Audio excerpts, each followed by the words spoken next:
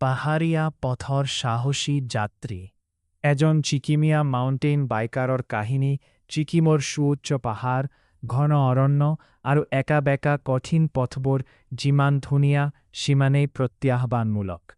এই কঠিন পথবোৰকে নিজৰ লক্ষ্য হিচাপে বাছি লৈছে ছিকিমৰ এগৰাকী সাহসী যুৱক সুশীল লিম্বুৱে ছ'চিয়েল মিডিয়াত সকলোৰে মাজত ছিক্কিম MTB ৰাইডাৰ হিচাপে পৰিচিত সুশীলৰ কাহিনী কেৱল চাইকেল চলোৱাই নহয় ই হ'ল সাহস আৰু অদম্য হেঁপাহৰ এক যাত্ৰা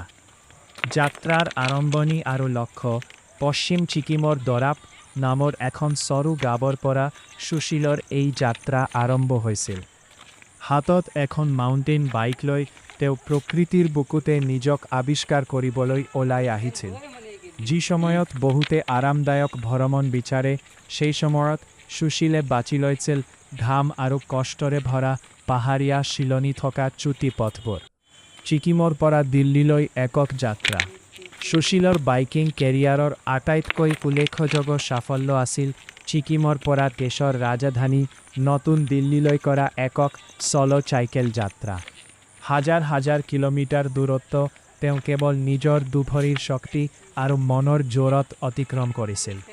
এই যাত্ৰাই প্ৰমাণ কৰিছিল যে যদি লক্ষ্য স্থিৰ থাকে তেন্তে যিকোনো দুৰ্গম পথ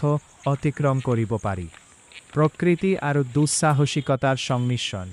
সুশীলৰ ব্লগ বা ৰীলবোৰত কেৱল ষ্টাণ্ট দেখা নাযায় তাত দেখা পোৱা যায় ছিকিমৰ অপৰূপ সৌন্দৰ্য